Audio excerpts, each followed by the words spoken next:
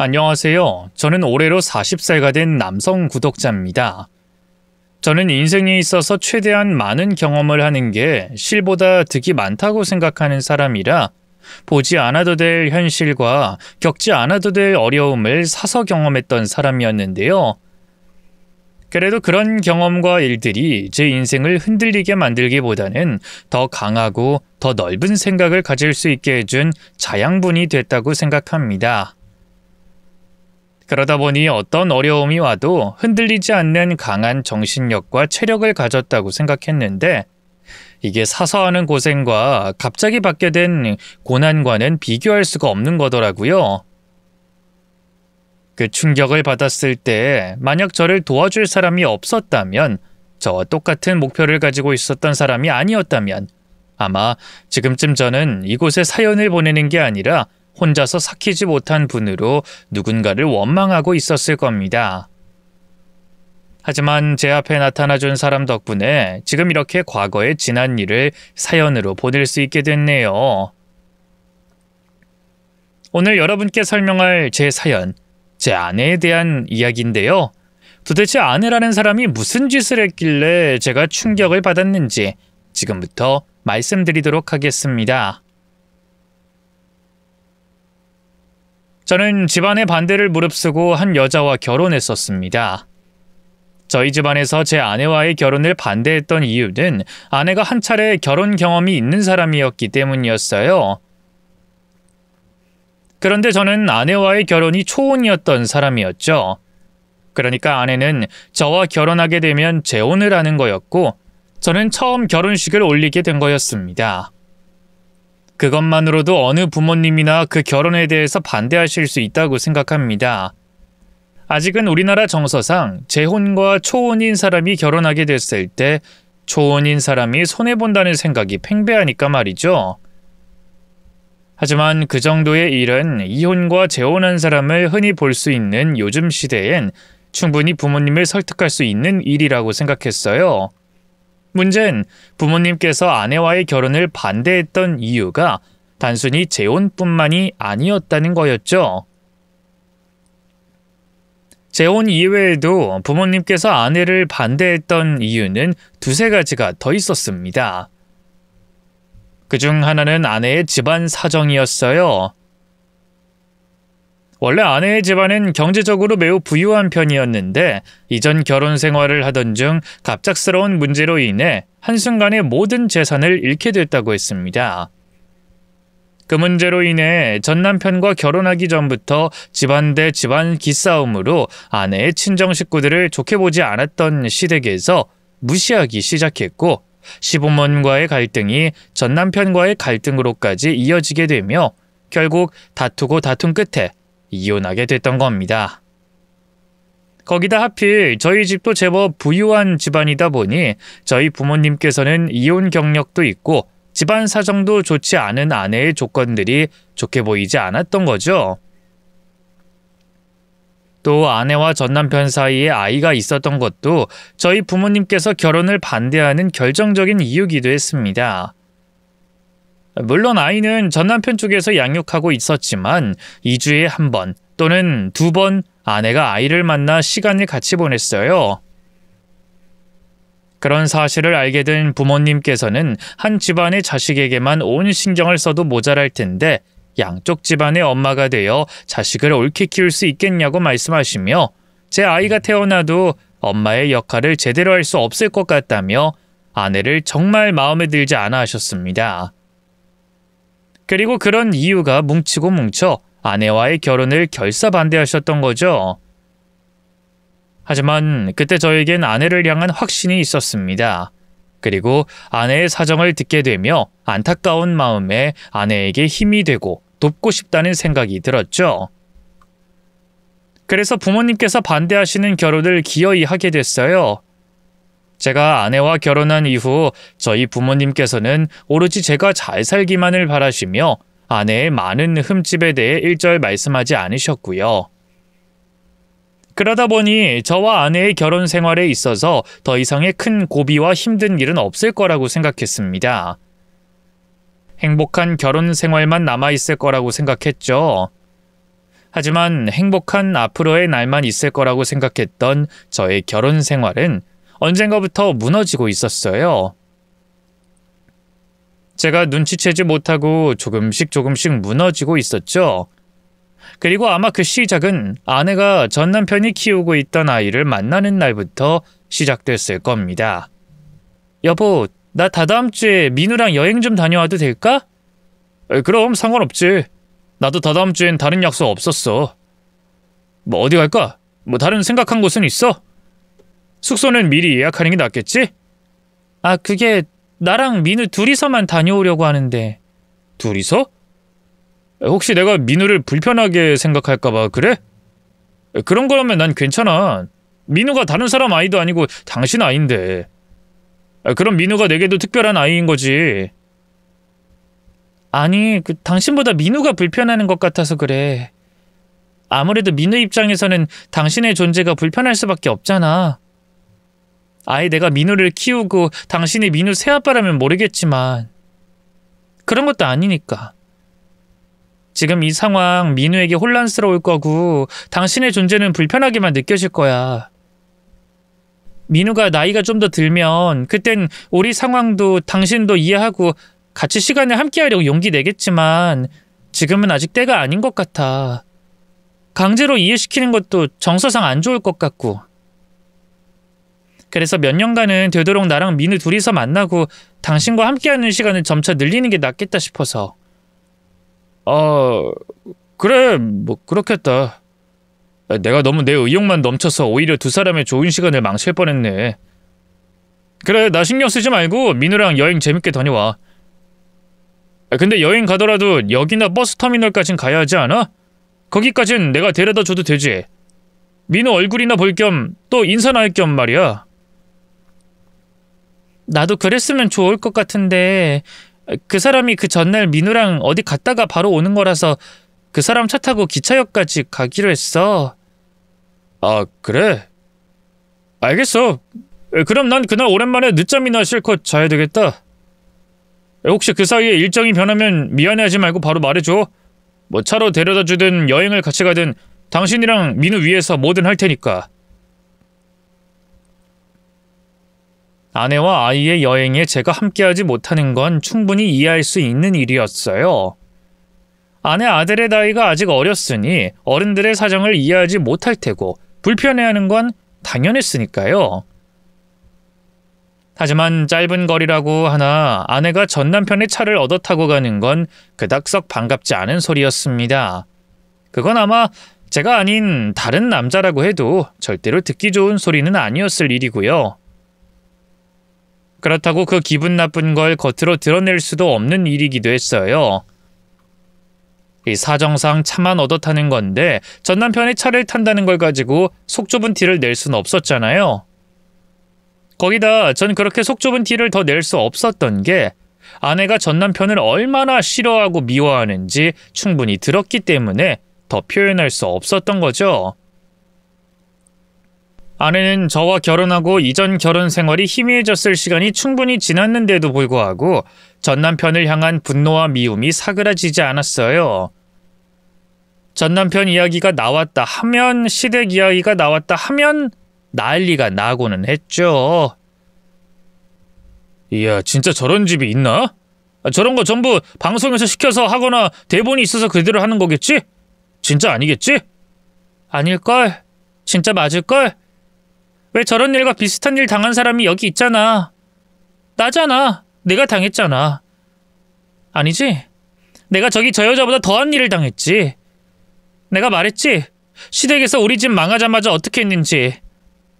난 그 인간들 하이에나인 줄 알았어.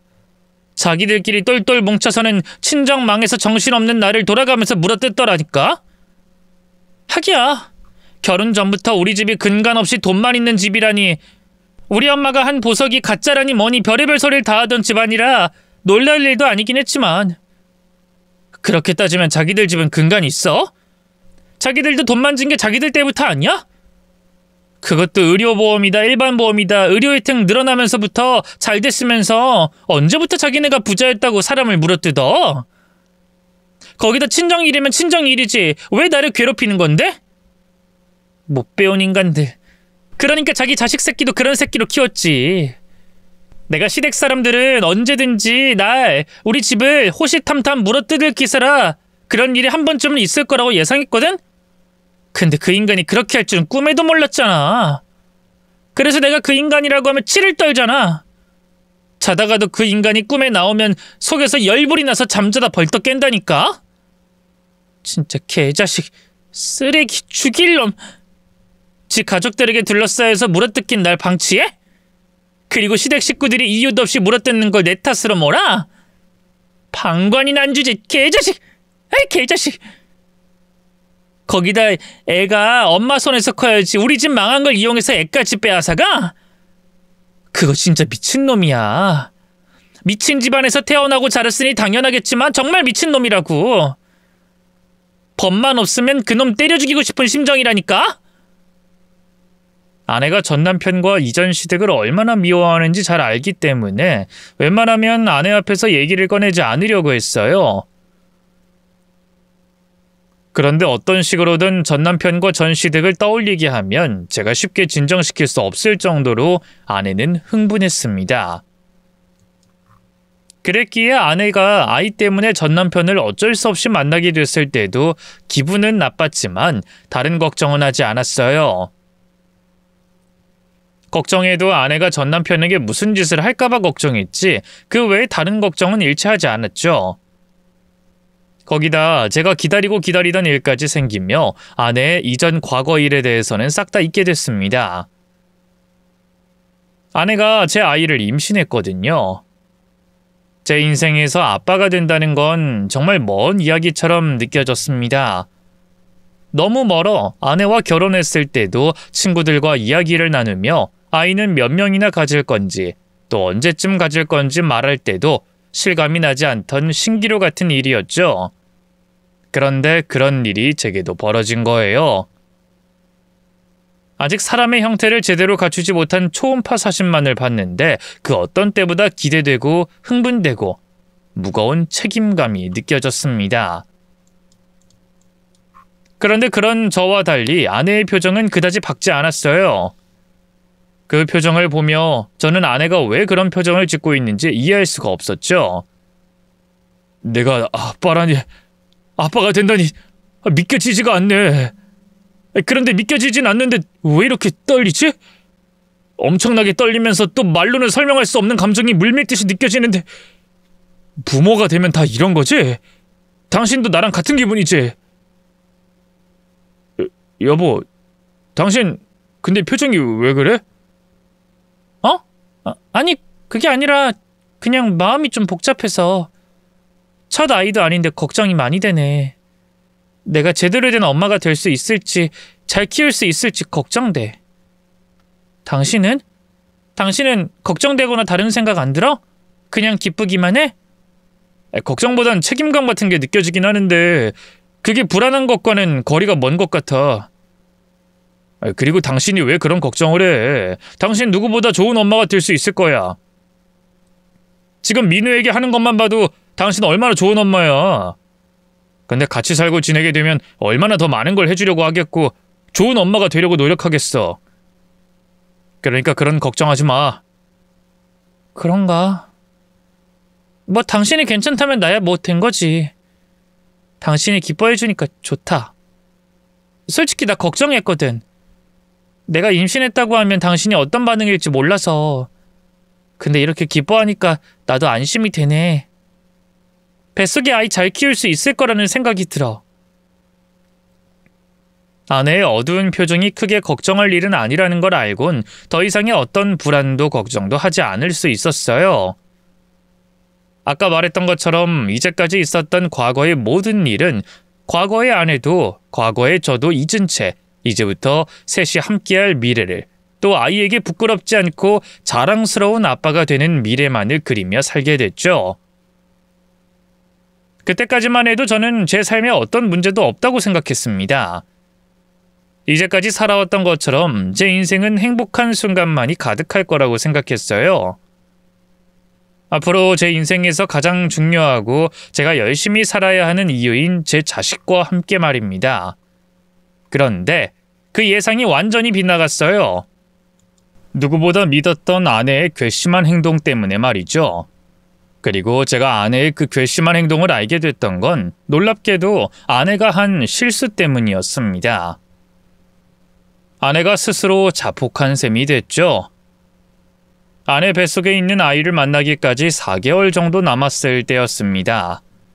원래도 제가 시간만 된다면 아내와 같이 병원으로 가서 아내와 아이의 상태를 같이 확인하고는 했어요. 그날도 아내가 같이 병원에 가자고 하길래 평소와 같이 차에 올라 아내와 산부인과를 가려고 했고요. 6개월 동안 매번 가던 병원길이었으니 아내에게 따로 묻지도 않고 차를 운전해 가고 있었는데 아내가 제게 이제까지 가던 병원이 아니라는 겁니다. 뭐? 가던 병원이 아니라고? 병원 옮겼어? 왜?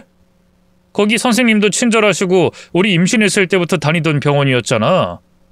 근데 왜 갑자기 병원을 옮겨? 진료만 받는 것도 아니고 아이도 낳을 것인데 조금 더 꼼꼼하게 따지고 더 좋은 곳으로 가면 좋을 것 같아서. 거기 선생님도 똑같이 친절하신데 시설이 더 좋더라고. 얘기 들어보니까 산모들 만족도도 높고 이왕이면 조금이라도 더 평이 좋은 곳에서 진료받고 출산까지 하는 게 좋지 않겠어? 그거야 그렇지. 근데 바로 며칠 전까지만 잘 다니고 있다가 옮긴 것 같아서. 뭐 나야 당신이 좋다고 하면 그걸로 된 거지. 그럼 잠깐만 내비 좀 다시 찍을게.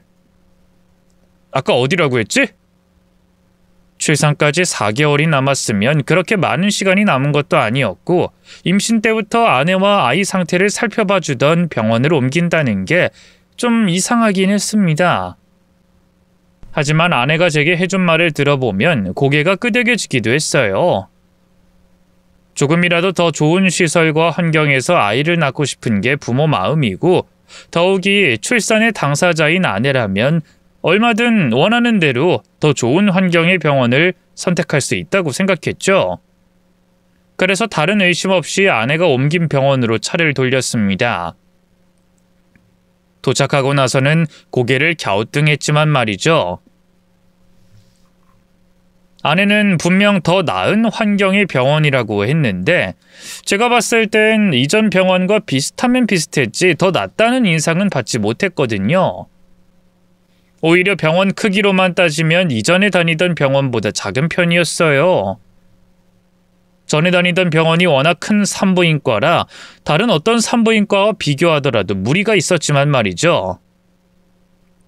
그러나 그런 시선도 산모가 아닌 제 입장에서 본 시선이니만큼 나름의 이유가 있을 거라고 생각하고 아무런 말을 뱉지 않은 채 병원에서 검사받는 아내 곁을 내내 지키고 있었습니다.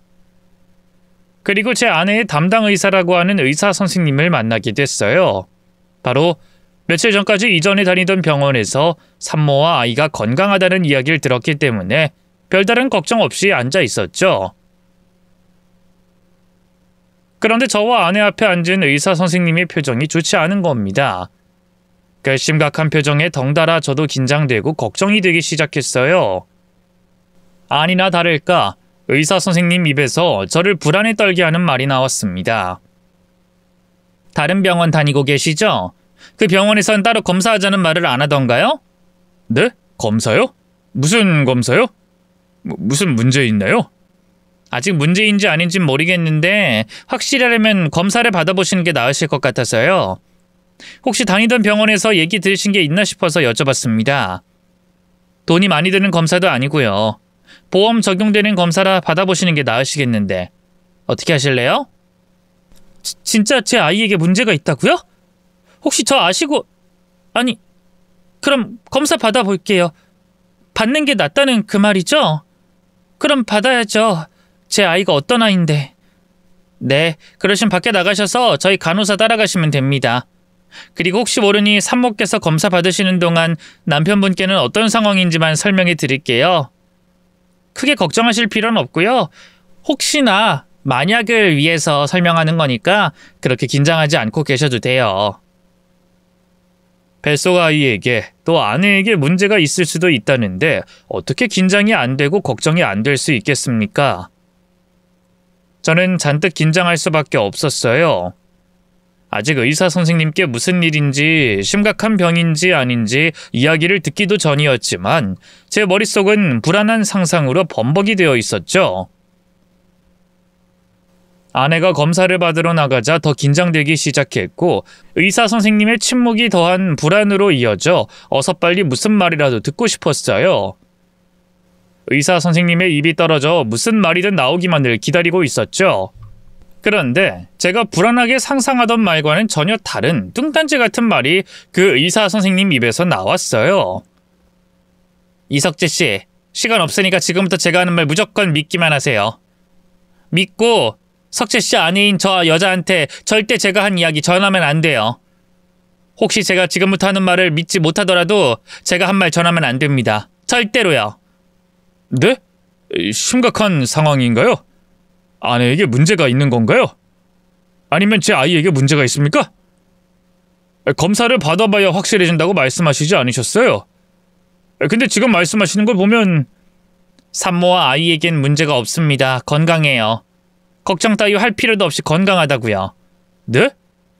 정말인가요? 정말 두 사람 다 무사한 거죠? 정말 그럼 왜 제 아내에게 검사를... 그리고 방금 하신 말들은 도대체 왜... 그러고 보니 제 이름은 어떻게 아시는 건가요? 이게 무슨 일인지... 길게 설명할 시간 없으니까 필요한 말들만 본론만 말할게요. 이석재 씨 아내 뱃속에 있는 애 이석재 씨 애 아닙니다. 저 여자 뱃속에 있는 애는 제 남편 애입니다. 그 말은 즉 저 여자와 제 남편이 이석재 씨와 저를 속이고 만나고 있다는 말이죠. 네? 무슨 말도 안 되는... 선생님 도대체 왜 이러시는 겁니까? 지금 뭔가 착각하시는 거죠? 아니요. 그리고 제가 말씀드렸죠. 제가 하는 말 무조건 믿어달라고. 그런데 이석재 씨 표정을 보아하니 제 말을 절대 못 믿겠다는 표정이네요. 다른 말로 이석재 씨 이해시키는 것보다 이 한마디가 더 효과적일 것 같아서 하겠습니다. 제 남편이 최경욱이라는 사람이에요. 저는 최경욱 그 인간의 현재 아내 장선예라고 하고요. 이제 이해되시죠? 네? 누구요? 최경욱이요? 그게 누구길래... 그 사람이 누군데 제가 이 어이없는 상황을 이해한다는 건지... 저 지금 이 상황을 도대체 이해 못... 잠시만요. 최경욱이요? 설마 지금 선생님 남편이라는 사람이 제가 아는 최경욱이라는 말입니까? 맞아요? 네. 이제 제가 무슨 말 한 건지 아시겠죠? 그 최경욱이요.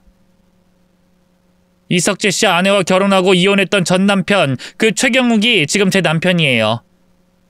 두 사람이 이전부터 그리고 지금도 만나고 있어요. 뱃속에 아이까지 만들면서 말이죠. 세상에 태어나 그렇게까지 놀란 적도 거의 없었던 것 같습니다. 의사 선생님 입에서 아내의 전 남편 이름이 나왔을 때 시속 몇백 킬로의 속도로 땅바닥 저 끝까지 떨어지는 느낌을 받았어요. 이게 무슨 일인가 싶으면서도 그 말이 사실인지 아닌지 확인도 하기 전에 엄청난 절망감과 배신감이 밀려왔습니다. 사실 확인이 절실하게 필요했던 저는 소리치며 그 말에 대해 물으려고 했지만 그런 제 반응을 이미 예상했던 것처럼 검지손가락을 입에다 대고 조용히 하라는 제스처를 취한 의사 선생님 모습에 입안을 맴도는 그 소리를 내지르지 못했어요. 그 잠깐 진정을 찾으려고 했던 저는 조용한 목소리로 이 일에 대해 묻게 됐습니다. 그래서 방금 한 말이 도대체 무슨 말입니까? 제 아내가 이혼한 전 남편과 바람을 피워요? 그게 말이 되는 소리 같습니까? 두 사람 사이가 얼마나 나쁜지 몰라요? 아니 전 남편이라는 사람은 어떤지 모르겠지만 제 아내는 전 남편이라고 하면 아직도 이를 가는 사람입니다. 제 아내가 최경욱 씨 원망을 얼마나 하는지 알고 하시는 말이에요? 사실 확인해봤습니까? 제가 사실 확인도 안 하고 말하는 것 같나요? 놀랍지만 사실이고 확인도 다 했습니다. 그런데 이 상황 저도 놀랍고 황당합니다.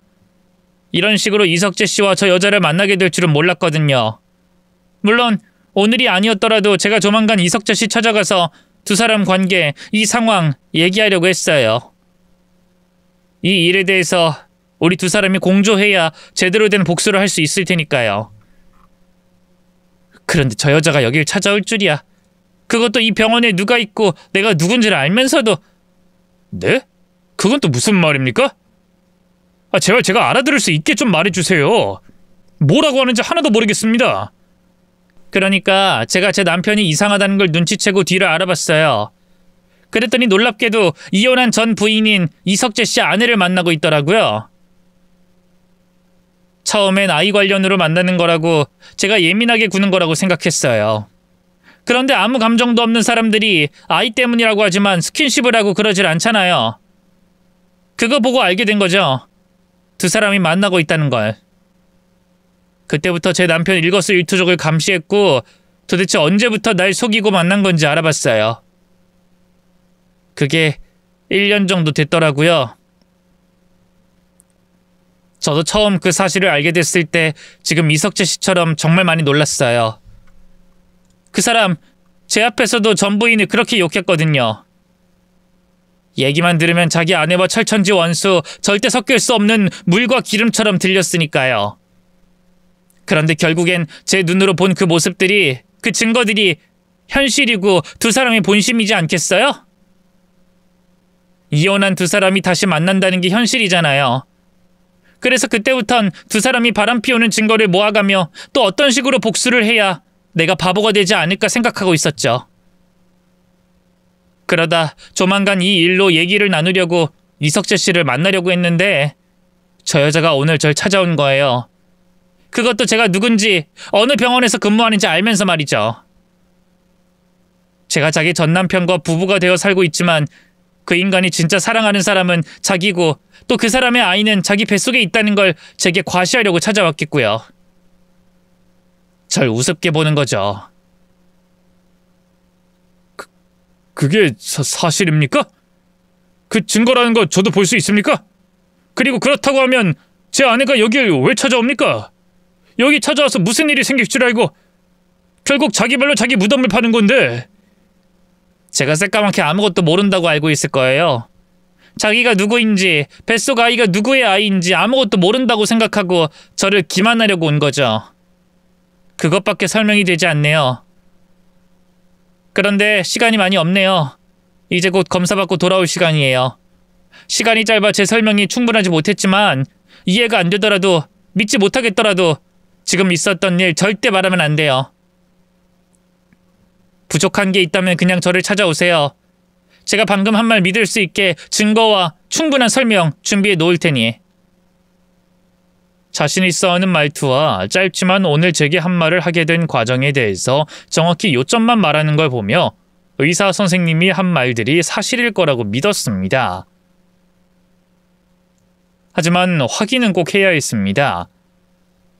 만약 이 문제를 들고 일어났다가 사실이 아니었다면 어떤 이유 때문에 그런 거짓말까지 하게 된 건진 모르겠지만 억하심정에 제게 거짓말한 거라면 저는 평생 후회할 짓을 하게 되는 거였고 그로 인한 후폭풍 역시 제가 감당하기에 너무 큰일이 될 것 같았죠. 그래서 흥분한 마음을 가라앉히고 제 명함을 의사 선생님에게 건넸습니다. 의사 선생님 역시 제가 건네는 명함을 보고 무슨 뜻인지 알겠다는 듯이 제게 명함을 줬고요. 서로의 명함을 지갑 속에 챙긴 저와 의사 선생님은 어떤 말도 꺼내지 못하고 어색한 침묵을 이어갔어요. 아내가 등장하며 그 침묵이 깨졌고요. 이전 병원에서 한 것과 다른 검사는 없던데 정말 문제가 있는 게 맞아요? 혹시 혈액 채취나 검사 방법은 같아도 의심되는 병에 대해서 추적하는 검사 방법이 다르니까요. 2, 3일 뒤에 검사 결과 나올 테니 그때 다시 얘기하는 걸로 하시죠. 우선 마음 편히 가지세요. 그래야 산모님께도 아이에게도 좋으니까요. 근데 혹시라뇨? 아니에요. 제가 뭘 좀 착각한 것 같네요. 근데 선생님, 우리 아이 어디 아파선 절대 안 되니까 정말 잘 좀 부탁드릴게요. 이 아이 정말 소중한 아이예요. 그리고 저 이 소중한 아이 이 병원에서 선생님께 무사하고 건강하게 낳고 싶어요. 그러니까 제발 잘 부탁드려요. 네, 걱정하지 마세요. 그럼 2, 3일 안에 검사 결과 나오면 따로 연락드리도록 할 테니 오늘은 이만 들어가 보셔도 됩니다. 걱정 많이 하셨을 텐데 고생하셨어요. 고생은요. 선생님께서 신경 써주셔서 아무렇지도 않았어요. 그럼 꼭 좋은 결과 있게 해주시고 저흰 그만 가보겠습니다. 바로 조금 전 저를 분노케 한 이야기를 들어서 그런지 아내의 행동 하나하나와 말 한마디 한마디가 굉장히 도발적으로 들려왔습니다. 정말 전 남편의 현 아내에게 과시한다는 느낌을 받게 됐죠. 그래서 더 확인을 빨리 하고 싶었습니다.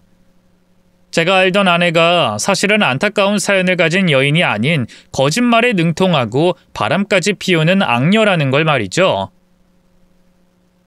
저는 참을 수 없는 조급함에 그날 집에 도착하자마자 아내의 불륜을 알려준 의사 선생님께 연락했습니다. 언제든 좋으니 최대한 빨리 만나자고 말이죠. 확실한 아내의 외도 증거를 보여달라고 말이죠. 그렇게 바로 다음 날 한 카페에서 의사 선생님을 만나게 됐어요.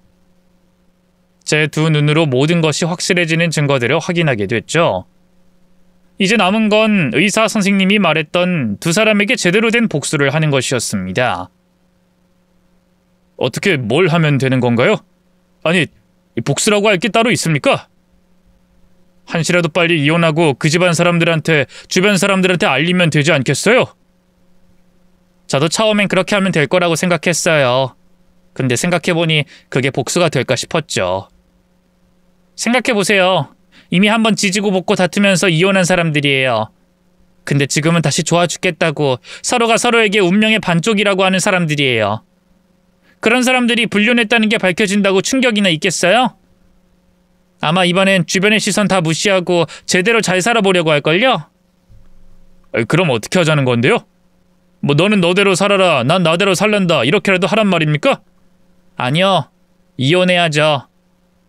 근데 우리 피해는 최소한으로, 그러면서 그 인간들은 둘이 같이 살게 된 게 지옥처럼 느껴져서 후회하도록 만들어야죠. 그 여자 앞으로 된 재산이나 공동명의로 된 재산 있나요? 아니요, 없어요. 애초에 결혼할 때도 빈털터리로 왔으니까요. 알고 계시는지 모르겠지만 제 아내 집안이 쫄딱 망했습니다. 이 집안 망한 게 시집살이 살게 된 이유라 그것 때문에 전 남편과 다투게 됐고 그 일로 사이가 멀어지다 이혼한 거예요. 지금도 그 집안 사정이 안 좋은 건 마찬가지고 제 도움까지 받았죠. 그럼 일이 쉽게 풀리겠네요. 두 사람 불륜 관계 알아내느라 집안 배경 업데이트는 아직 못했거든요. 그럼 우리 복수의 결말부터 말할게요. 저는 그 인간들 제대로 생활할 수 없어서 서로를 만난 게 바람 피운 게 후회하도록 만드는 게 제가 원하는 복수의 결말이에요. 그게 무슨 말입니까? 제대로 생활할 수 없다뇨? 아시죠? 그 여자나 제 남편이나 제대로 된 일이나 직업 해보고 구한 적 없다는 거. 두 집 다 부잣집 자식들이었잖아요. 뭐 그 여자 집안은 망했다고 해도 제 남편 놈은 아직도 집안이 잘 살아서 부모 회사에 들어가 자리만 차지한 채 일도 안 하고 빈둥빈둥거리면서 돈 벌고 있거든요. 부모 잘 만나 의료기기 납품하는 회사에 자리만 차지해서 월급만 따박따박 받으며 인생 편하게 살고 있죠. 근데 그 의료기기 납품이라는 게 굉장히 치열한 시장이거든요. 까딱 잘못되면 업계 상위니 뭐니 이러다가 바로 떨어지기도 해요. 그래서 뉴스에 나오는 것처럼 리베이트 사건들이 터지는 거고요. 이걸 이용하는 거예요. 그러니까 우린 바람 피우는 두 사람에게 먼저 이 일의 책임을 묻고 따지는 게 아니라 그 집안에 따지는 거예요. 난 의료기기 가지고 협박하면서 우리 시댁 사람들이 그렇게 싫어하는 전며느리 얘기를 해서 남편이 버려지게 할 거고, 이석재 씨는 이미 그 여자 집안이 망해서 굳이 압박할 필요는 없지만 나중을 위해서 집안에 도움 줬던 거 가지고 협박 아닌 협박하세요. 동정심도 불러일으키면서 말이죠. 나중을 위해서요? 네. 제가 집안에서 반대한 여자, 집안 분란 일으킨 여자를 남편이 불륜까지 저질러 가면 또다시 만난다고 말할 거예요. 그리고 의료기기 납품 관련으로도 제 선후배, 동료 의사들에게 말해 납품에 문제 생기도록 하겠다고 협박할 거고요. 그렇게 해서 아무리 자기 아들이라고 하지만 분노와 원망으로 그 집안에서 쫓겨나게 할 거거든요. 그럼 이제까지 부모 밑에서 고생 한 번 없이 살았던 그 인간으로서는 한순간에 발가벗겨진 것처럼 완전히 무방비 상태가 되는 거예요. 평생 귀하게 자란 인간이라 고생해서 돈 벌 생각은 못할 거고요. 거기에 키워야 하는 아들, 또 곧 태어날 아기까지 돈 들어갈 곳은 한두 군데가 아니니 난감하겠죠. 그럼 아마 그 여자한테 어떻게든 도움받아 보려면 할 거예요. 뭐 여자야 부모가 가장 가깝다고 생각하니 찾아갈 거고. 근데 이석재 씨가 그 전에 그 난리를 쳐놓으면 아무리 부모라고 하지만 자기 자식이 곱게 보이겠어요? 하지 말란 결혼하고 결국 이혼하더니 그래도 운 좋아 좋은 남편 만나 행복하게 살게 됐으면 감사한 마음으로 살 것이지, 그걸 못 참고 이혼한 놈을 또 만나? 거기다 그 일로 사위한테 시달리게 만들어? 집안 사정도 안 좋은 걸 뻔히 아는 게? 이러면 도와줄 능력이 있어도 도와주고 싶을까요? 아니죠. 돌아서죠. 그럼 또 도움 못 받는 거예요. 그러다 보면 서로에게 불만이 생길 거고 서로의 탓을 할 테죠. 쉽게 말해 주변과 사방에서 두 사람 만난 일에 탓하고 욕하고 원망해서 궁지에 몰리니 결국 서로에게 그 원망이 돌아가고 탓할 거라는 거죠. 뭐 꼭 그렇게 안 된다고 해도 그 인간들이 다른 사람들에게 동정심을 이끌어내기 전에 우리가 주변 사람들에게 두 사람을 탓하고 원망할 분위기를 조성하면 어떤 식으로든 피해가 가지 않겠어요? 전 그렇게 할 생각이에요. 끝내는 두 사람이 헤어질 수밖에 없도록 만들 생각이라고요. 복수에 대한 이야기를 들었을 때 사실 좀 허무맹랑한 이야기가 아닌가 싶었습니다. 10길 물속은 알아도 1길 사람 속은 모른다고 하는데 어떻게 그 많은 사람들이 딱딱 원하는 대로 움직여줄까 싶었죠. 그래서 걱정하는 제 본심이 얼굴에 드러났던 것 같아요. 그러자 선희 씨는 그럼 무슨 복수를 어떻게 할 수 있겠냐고 묻더군요. 그럼 어떤 복수를 하고 싶으세요? 아니, 어떤 복수를 할 수 있을 거라고 생각하세요? 우리나라에서 불륜으로 처벌을 받나요? 사람들 입에 오르내리는 거? 그거 평생 갈 것 같나요? 근데 우리는요. 물론 우리도 잘 먹고 잘 살겠죠. 겉으로 보여지기에 부족한 거 없는 사람들이니까. 근데 속은요? 이 일로 썩어 문드러진 우리 속은 금방 낫게 될 것 같나요? 아니잖아요. 그럼 뭐든 해야죠. 그리고 그 인간들이 최대한 불행할 수 있게 서로의 인생에 끼어든 게 후회되게 만들어야죠. 또 저는 이번 일이 제 의도대로 될 거라고 믿어요. 그 여자 쪽 집안 사람들은 어떤지 모르겠지만 제 남편이라는 놈과 시댁 식구들은 제가 예상한 대로 움직여줄 수 있는 사람들이거든요. 어차피 제 계획이 실패해도 그 인간들 잠깐이나마 손가락질 받고 욕먹는 건 똑같아요. 그러니 믿져야 본전이라 생각하고 해보는 거죠. 믿져야 본전. 참 안타까운 말이었지만 배우자가 바람을 피운 우리에게 현실적인 상황이었습니다. 아시겠지만 간통법 폐지가 된 지 한참 됐어요. 상간남 상간녀 위자료 청구? 그걸로 금전적인 고통 주긴 어렵습니다. 그나마 복수할 거라곤 위자료 청구와 주변 사람들의 시선인데 집안 망한 아내에게 무슨 위자료를 바라겠어요. 그리고 제가 돈이 부족하고 그 위자료가 크게 도움이 되는 사람도 아니지 않습니까? 더군다나 선희 씨가 말한 것처럼 이미 한번 이혼하고 다시 만난 두 사람의 각오가 보통 각오는 아닐 테고 말이죠. 그러니 그 믿져야 본전이라는 말에 모든 걸 걸어볼 수밖에 없었어요. 선희 씨가 한 말대로 아내가 눈치채기 전에 아내의 친정을 찾아가 바람 피운 사실과 함께 전에 빌려줬던 돈에 대해서 협박하기 시작했습니다.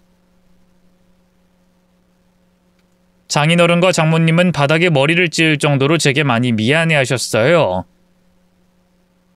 내가 잘못했네. 내가 내 자식 너무 잘못 키웠어. 정말 미안하네. 정말.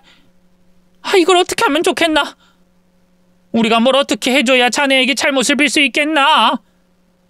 두 분께서 그리고 현지가 할 수 있는 건 없습니다. 저도 누구든 제 상처받은 마음을 낫게 해줬으면 좋겠지만 안 된다는 거 두 분도 아시잖아요. 아내의 허물까지 이해하고 껴안으려고 한 저를 배신하다니. 불륜이라뇨. 제 아들도 아닌 자식을 낳게 해서 제 손으로 키우게 만든 속셈이었다뇨. 저 다 받아내야 하겠습니다.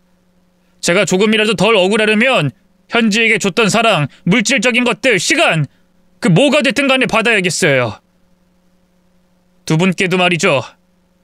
그거야 물론이지. 내 딸년이 그런 짓을 했는데 어떻게 자네에게 받은 도움을 모른 척하겠나? 자네에게 받은 도움 다 돌려주겠네. 그리고 용서 빌겠네. 정말 미안하네. 이제 그녀는 내 딸년 아닐세. 우리가 그렇게 자네에게 잘하려고 했건만 결국 그놈을, 그 왼수 같은 그놈을. 속단할 순 없었지만 장인어른과 장모님은 자식인 딸에게 저만큼이나 큰 배신감과 분노를 느끼시는 것 같았습니다. 그 반응을 보고 이제 아내와 이혼할 차례라고 생각이 됐죠. 저는 그날 즉시 아내에게 이혼을 통보했습니다. 여보, 아빠 엄마가 전화 왔는데 당신 오늘 우리 친정에 찾아갔어? 가서 뭐라고 했어? 뭐라고 했길래 아빠 엄마가 전화 받을 때부터 소리를 질러. 나 너무 무서워서 뭐라고 하는지도 못 알아듣고 끊었잖아. 무서워? 그게 당신 입에서 쉽게 나올 소리는 아닌 것 같은데. 뭐? 무슨 말이야? 왜 그래? 겨우 그 정도 무서워하는 사람이 어떻게 이혼한 전 남편과 바람 피울 생각을 해?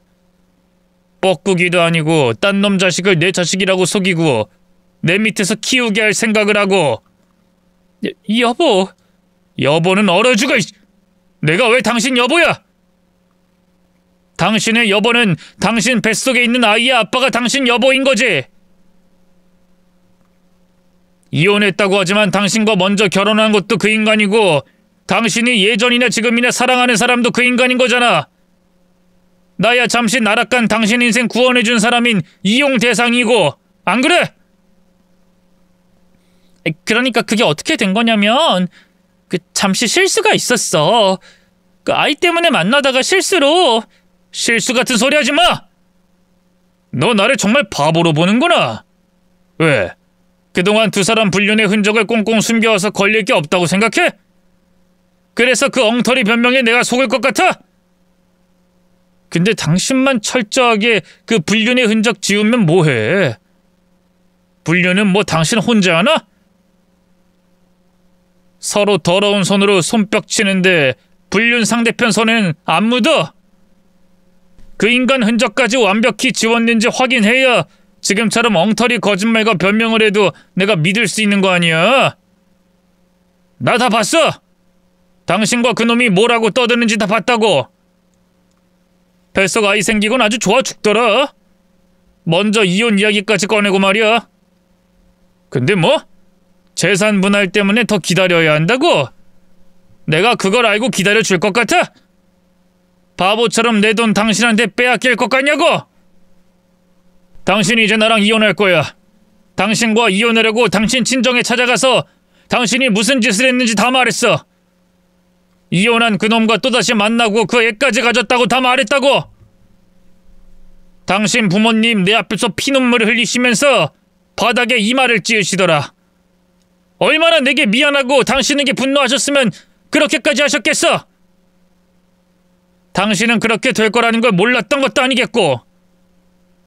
이기적인 선택, 잘못된 선택, 전부 당신이 택한 거야. 그러니 앞으로 당신이 겪게 될 고통과 고난 다 감내해. 그럼 당장 이 집에서 나가! 이 집, 여기 안에 있는 물건 전부 당신 건 없잖아. 여기 내 집이고 내 돈으로 산 물건들이야.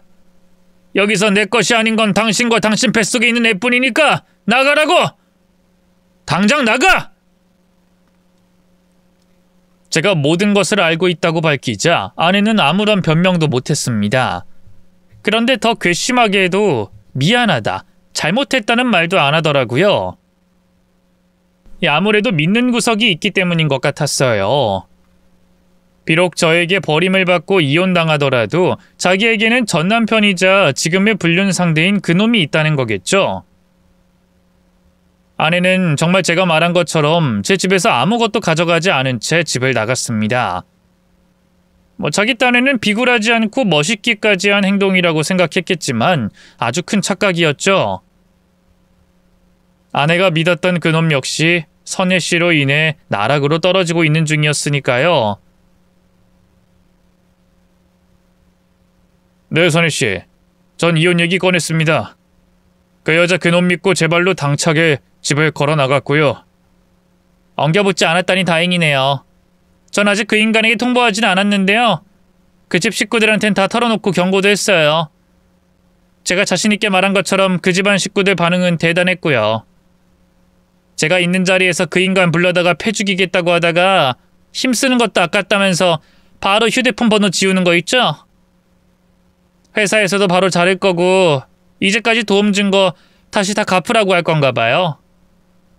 아무래도 제 앞이라 더 길길이 날뛰면서 행동하는 모습 보여주는 것 같은데 아직은 제 눈으로 그 인간 망하는 모습을 못 봐서 조금 더 압박하려고요.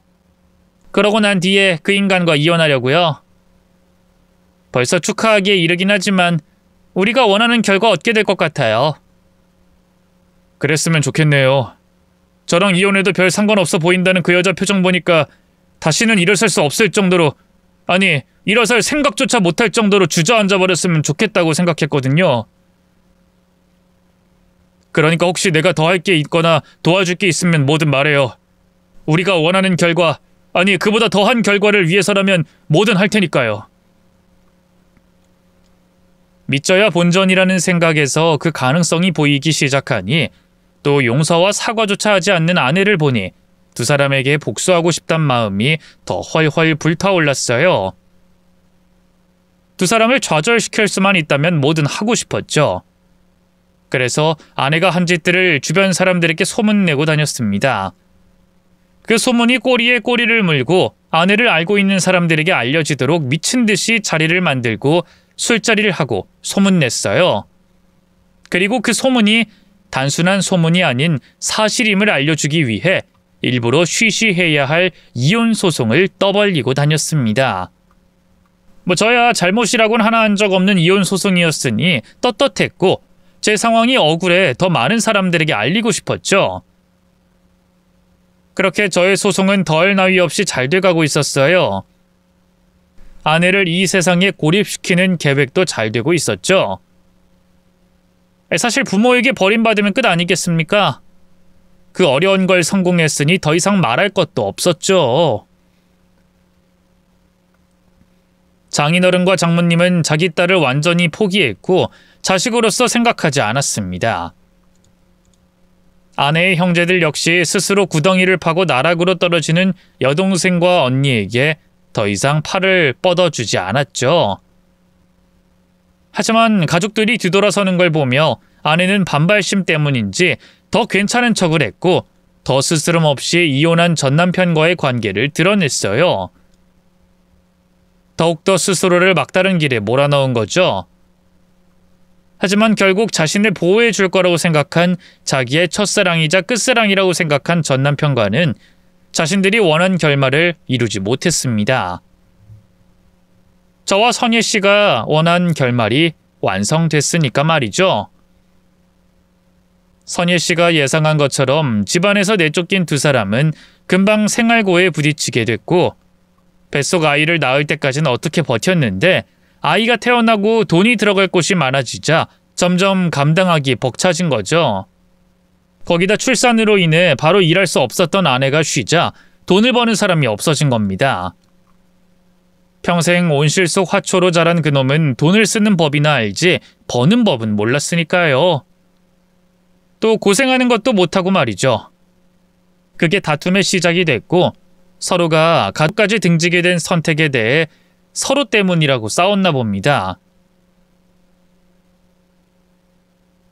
그놈이 먼저 집을 나가고 돌아오지 않으며 제 아내였던 여자는 혼자 두 아이를 키워야 하는 상황에 놓이게 됐어요.